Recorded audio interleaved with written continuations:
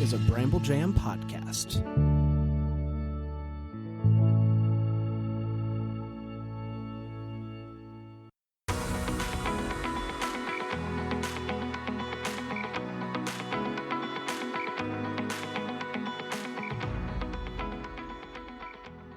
Welcome to Girls Gone Hallmark, a Hallmark review podcast. I'm Megan, and I'm a longtime Hallmark fan. I'm Wendy. I'm a former Hallmark hater. Today, we're discussing A Newport Christmas, which originally aired on the Hallmark Channel on Sunday, November 2nd, 2025. And y'all can stream it right now on Hallmark Plus. Hang out with us. We're everywhere. TikTok, Instagram, at Girls Gone Hallmark. Blue Sky, Threads. You would think we have a team of people working for us. It's just us. Like this. Dinner's not being made in anybody's homes right now because Megan and Wendy are busy.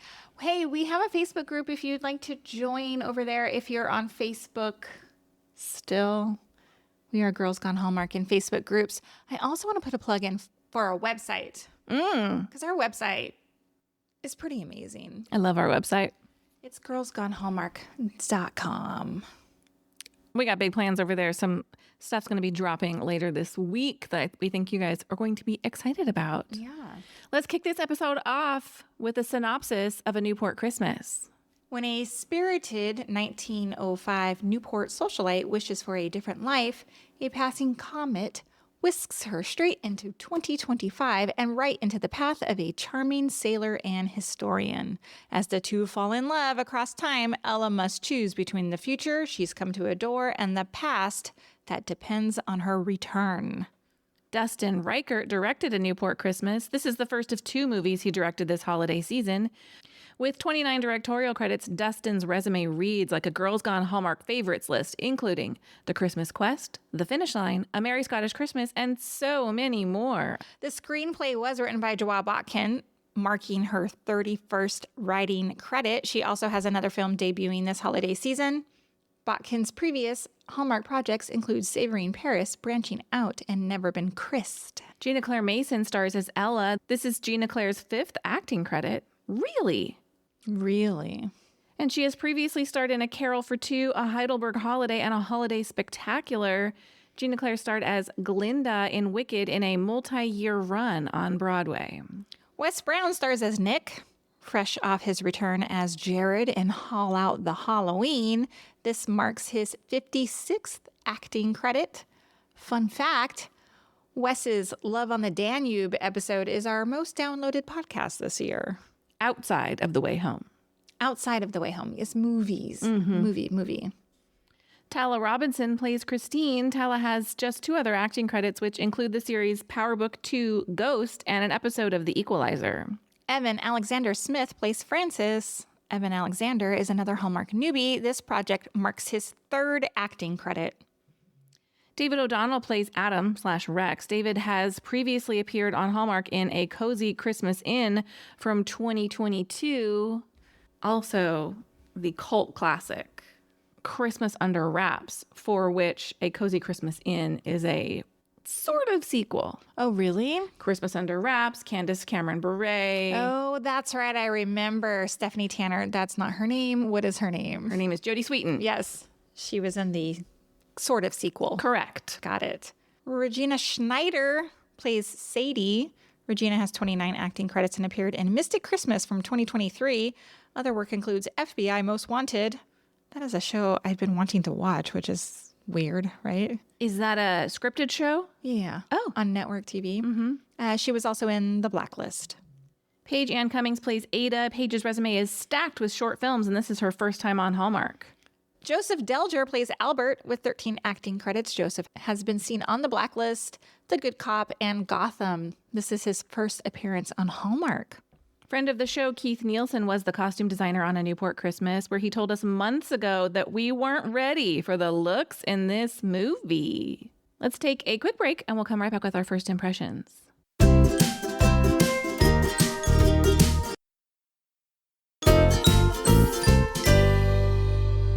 Hey, Wendy, what was your first impression of A Newport Christmas? True love is nice, but an oat milk latte comes in a very strong second. I love an oat milk latte, a hot one. And if you put one of those like cinnamon reindeer art on top of it. Sold. I love Best day ever. the experience of it. too. I felt what Ella was feeling. She's here for the whimsy. Would you believe I'm here for the whimsy? I'm shocked. My first impression is Ginna Claire absolutely anchors this time traveling tale. I have so much to talk to you about, especially Ginna Claire Mason. My other alternative was this movie is smooth sailing through time. Oh, I like that one too. Let's talk what you like. Should we start with the lovely Ginna Claire? We can, yeah, for sure. First of all, I love Ginna Claire Mason. I love her as Ella because Ella's bright and full of heart. And I love her can-do attitude and the spirit that she brought to this character who literally wishes for a different life. It made me... Here's what I was thinking while watching this. And I had said in the Ted Cooper movie, if our world needs more Ted Coopers, we also need more Ella Stewarts. Yes. Don't you think so? Yes. I think she was pitch perfect casting for this character because the way she plays Ella tumbling into the 21st century, her indignance over the repeated "it's my boat" line was incredible. And then her wonderment over the world as it is in 2025 is spot on. If you stumbled 120 years into the future and there's giant buildings and people on scooters and inflatable snowmen, you would be that blown away. And it's so lovely to watch. Yeah. Her whimsy, like you said, about the latte art. One of my favorite moments in this movie comes from Nick when she's like, how is life different here? Oh my God. Go ahead. I I recorded it. Am I recorded stealing a moment from you? No, let's talk about it. Go ahead. Keep going. He says we have taller buildings but I wrote shorter it down tempers, too. bigger houses but smaller families. And then this one really hurt me, and hurt me is the wrong word. Hit me. More conveniences but less time. And then she says, but look what you also have. You have twinkly lights and beautiful decorations and inflatable snowman. And her attitude is, he's kind of a realist about life in 2025. And she's like, but look at the running water. As my husband pointed out, why would you want to go back 120 years? Because life, especially for women, was not great. Yeah. So I really appreciated her outlook of, but look what else you have. I did too, but I loved that line from Nick. Shout out Jawad Botkin, who wrote it. Because at the very end, which you left out, he said, and everyone has notes.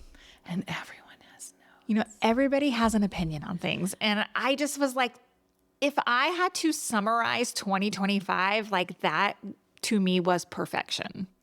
Notes say holy S word, Jawad Botkin. Right? Because that was the movie right there. Right. I thought so too. He later on says something too, a line that I thought was really good. And it was about the internet. And he's like, oh, it's just for posting pets and arguing with strangers now. And I was like, oh my God. Oh my God.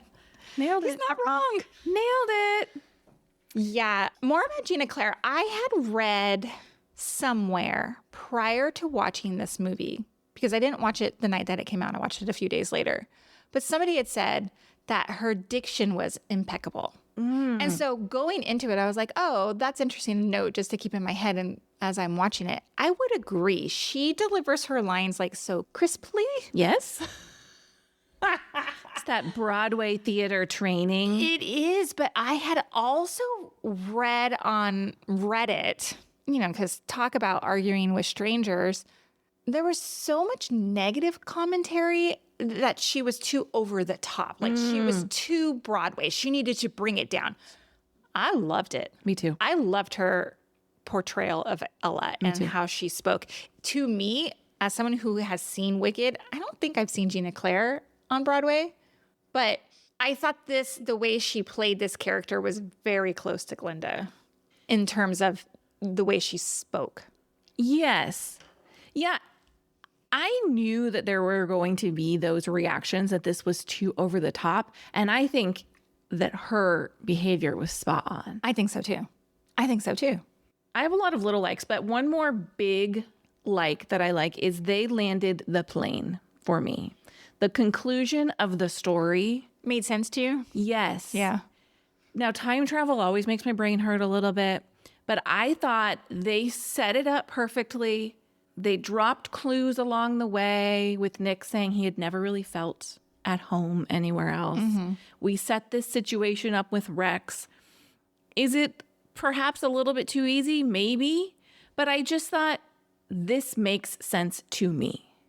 The way that we did this, I'm not going, I don't understand. Right. I did understand. Yeah, there's sometimes we'll get into a time travel movie and I'll just be like, I don't understand the details of how this is working and it doesn't matter. But like this, yes, I agree with you.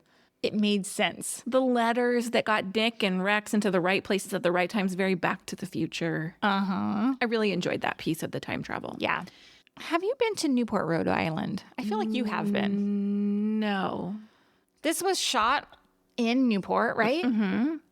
Like, I want to go there. Yeah. Like the wide seaside shots and the grand historic houses. Like, book me a winter weekend away.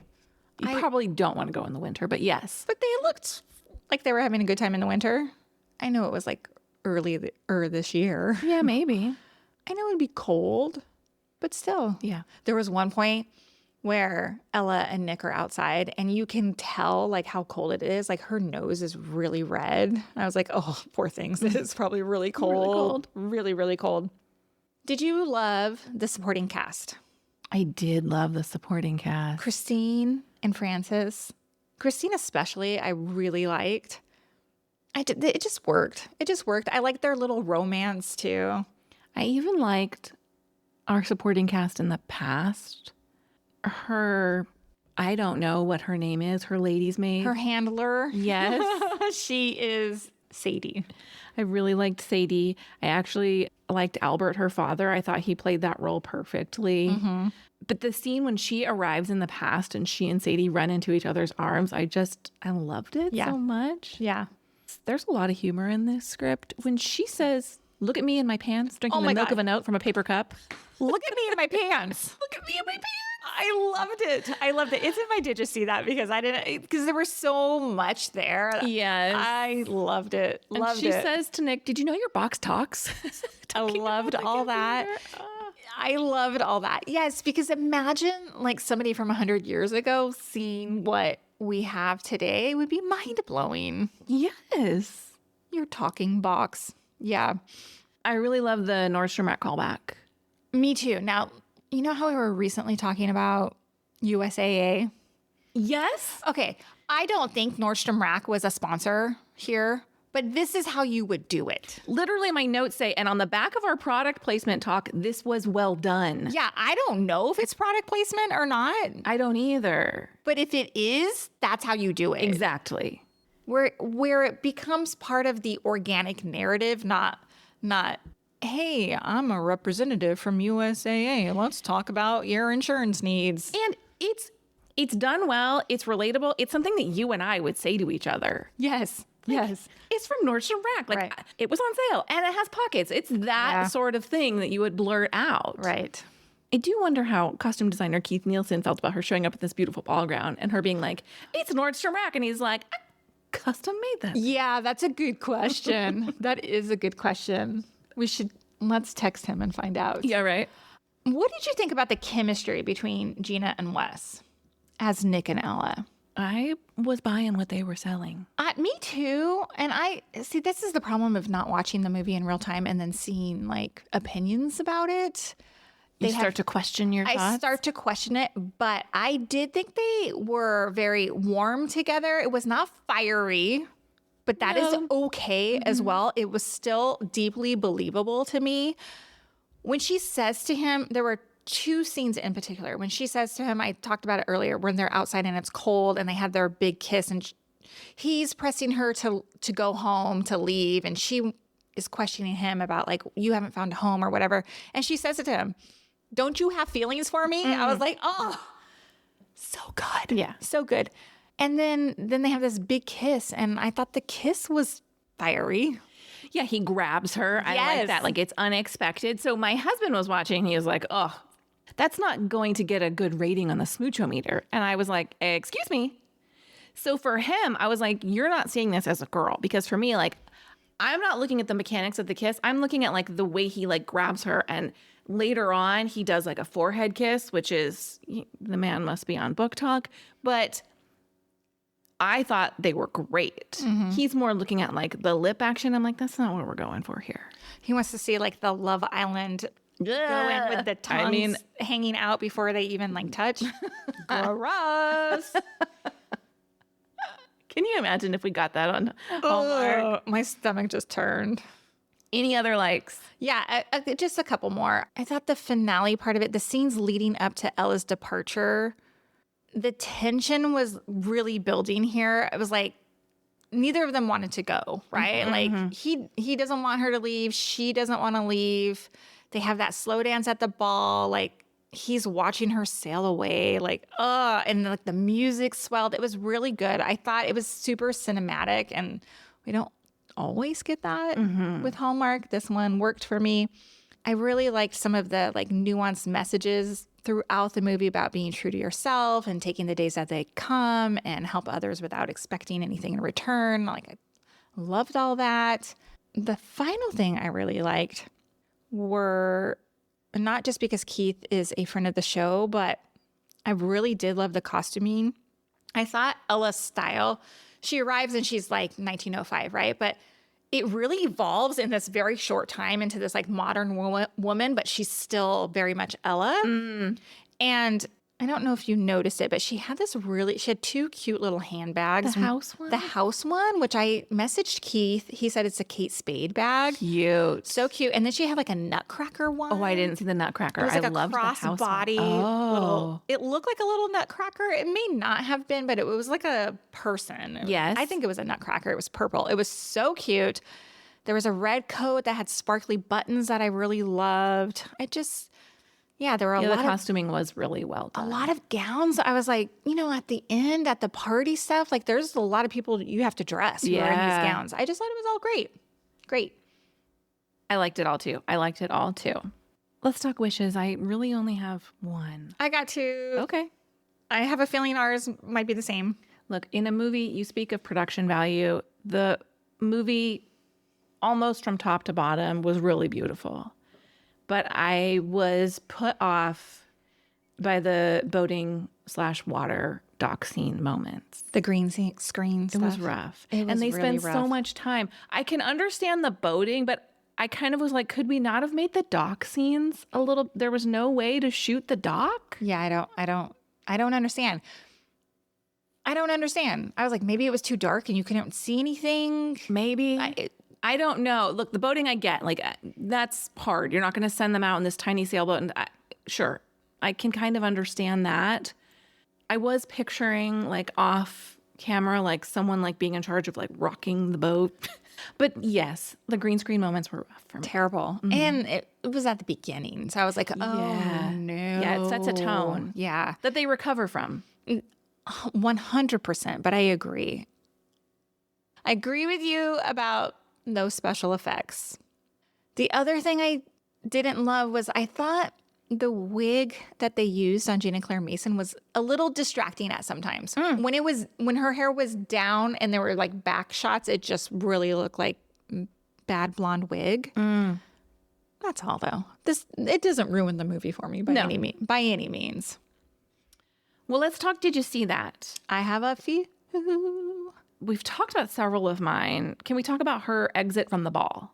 Sure. So she leaves the ball. She's in a ball gown and she has kind of a side-swept updo. She gets to the dock. Not only has she changed back into her traveling clothes so that she's going back in time and period-appropriate clothing, she's also changed her hair back to her traveling hairstyle. Which seems to me they were in a hurry. Like the Giving House tree had disappeared. Perhaps now was not the time for a hair change. Yeah. I'm guessing maybe they just shot all those scenes. I'm certain they did. Yeah. Tell me your disappearance. Speaking of disappearing, the Marty McFly disappearing portrait, tree.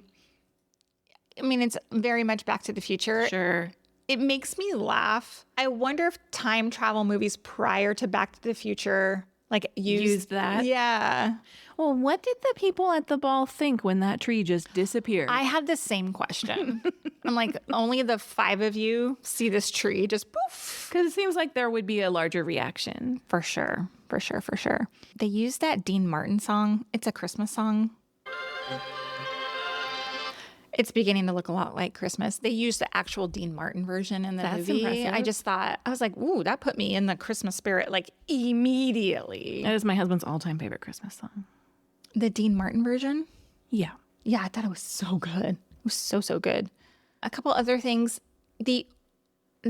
Some of the decorated Christmas trees, there were a few that were decorated in orange. Yeah, I liked that. And I was like, this is totally serving showgirl Taylor Swift energy. Oh. And this movie was made before that all got released and dropped later this year. Yeah, they had a lot of trees. They had a pink one in Ella's room. Yeah. In the future. Yeah, I had noticed some of the decorations on the trees were not your traditional red and green. Daniel Koenig, the set designer, posted a bunch of photos of the trees. And I saw it before I saw the movie. And I even commented, I was like, ooh, the orange one's my favorite. I love the orange one. I was like, Taylor Swift fans, like that's what you should be doing this year for your Christmas trees. Exactly. Here's your inspo. Totally.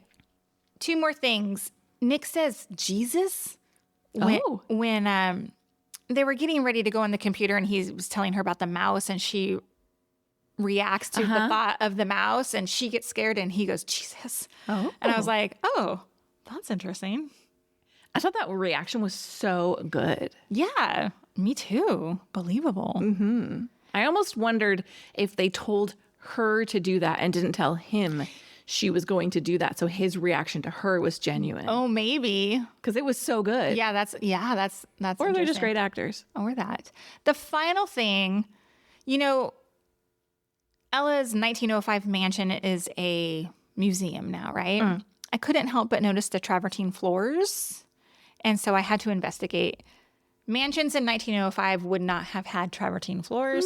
That is a modern day sort of use of that stone. Interesting. Well, they did have a fire and they did have to replace parts of the mansion.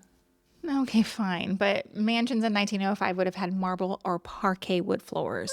Not travertine. And you know what I'm talking about, right? Remember in the early 2000s when travertine stone was like 1,000% was everywhere. Everywhere. Yes, we had a travertine bathroom in our first house. Yeah, see?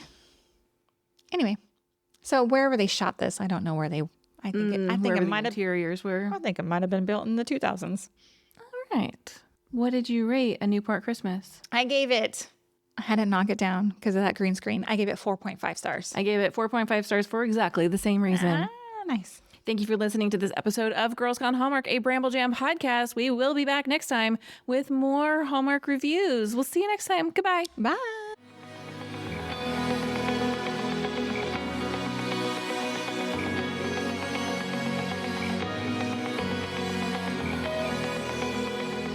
All right, friends, before we go, just a quick heads up.